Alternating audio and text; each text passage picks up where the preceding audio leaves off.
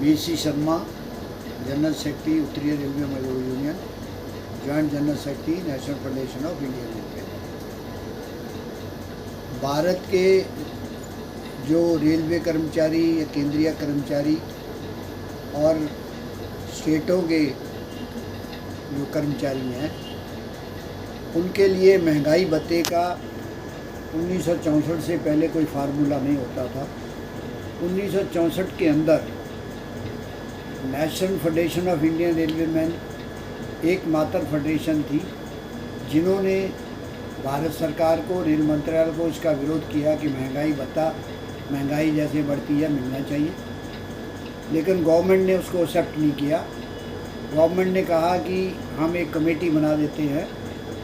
Government ने एक committee appoint की जिसकी अध्यक्षता रिटायर्ड जस्टिस दास कर रहे थे।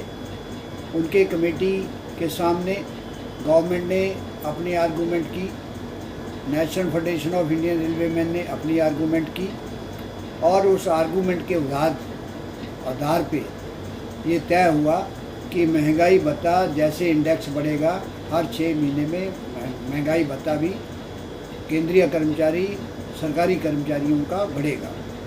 तो उसी के मुताबिक आज तक जो 2020 तक जो है महंगाई भत्ता जैसे ड्यू होता था, किस्त जो है उसकी बनती थी जनवरी में और जुलाई में, उसकी किस्त जो है मिल जाती थी। लेकिन कोरोना के नाम से जो जुलाई 2019 को महंगाई भत्ते की किस्त दे थी, उसको इस भारत सरकार ने नहीं दिया, और बाद में समय पड़ने पर जब 2 किस्तें और ड्यू हो गई, तीनों किस्तों को इन्होंने फ्रीज कर दिया।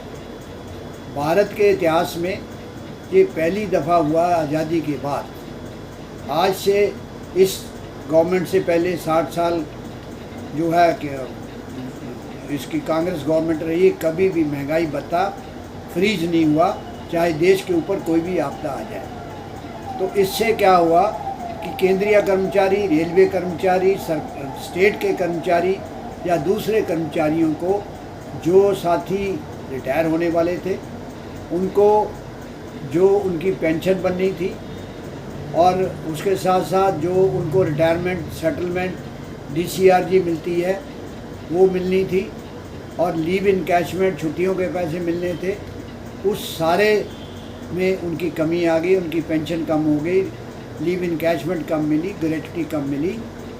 और जो आगे रिटायर होने वाले आदमी हैं जुलाई के बाद अभी तक, उनको रिटायर होते जा रहे हैं, उनकी पेंशन में कमी आ रही है, लीव इनकैशमेंट में कमी आ रही है, और DCRG में कमी आ रही है। लेकिन महंगाई भत्ते के लिए बार बार ये कहा जाता है कि इस महीने रिलीज़ करेंगे, उस महीने रिलीज़ करेंगे, जुलाई में रिलीज़ करेंगे, जबकि भारत सरकार ने अपने मेंबर पार्लियामेंट, अपने MLA के लिए उसके बाद भी अपने भत्ते बढ़ाए हैं। भाई कोरोना सारे देश में है तो MPA के लिए भी कोरोना है। रेलवे के कर्मचारी जो 13 लाख है, सबसे ज़्यादा कोरोना के अंदर उन्होंने इस देश को हर आपदा में मदद की है। चाहे कोई भी सामान एक कोने से दूसरे कोने में जाना है, केवल रेलवे गाड़ियों के द्वारा गया।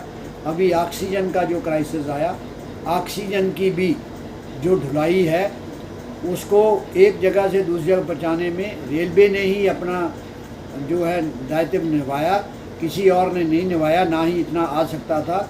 उसके बावजूद भी केंद्रीय कर्मचारी, रेलवे कर्मचारी और स्टेट के कर्मचारियों के साथ ये बहुत बड़ी बेइंसाफ़ी हुई है। बहुत उनके साथ अत्याचार हो रहा है। रिटायर्ड कर्मचारियों के साथ, मौजूदा कर्मचारियों के साथ, जो नौकरी कर्मचारी और अधिकारियों के साथ, ये जो महंगाई भत्ते की किस्तें इन्होंने फ्रीज की हुई है, इस सरकार को मैं प्रधानमंत्री को और वित्त मंत्री को ये कहूँगा कि इन किस्तों को जो है वो जल्दी से जल्दी रिलीज़ करे। ये यूट्यूब पे या ट्विटर पे बोगस न्यूज़ आ जाती हैं कि ये जुलाई में रिलीज़ होगा, वो होगा। तमाम केंद्रीय कर्मचारी, रेलवे कर्मचारी, सरकारी कर्मचारी, रिटायर्ड कर्मचारियों से मेरा एक अनुरोध है कि ट्विटर पर अपनी इस डिमांड को, अपने इस हक के लिए प्राइम मिनिस्टर को, वित्त मंत्री को और इस देश के जो प्रेसिडेंट है उसको ट्विटर के द्वारा अपनी डिमांड को ज़रूर भेजें और उनसे अनुरोध करें कि जल्दी से जल्दी जो फ्रीज किया हुआ महंगाई भत्ता उसको रिलीज़ किया जाए और आगे के लिए बराबर जब महंगाई बढ़े उसको जो है सैंक्शन किया जाए। धन्यवाद।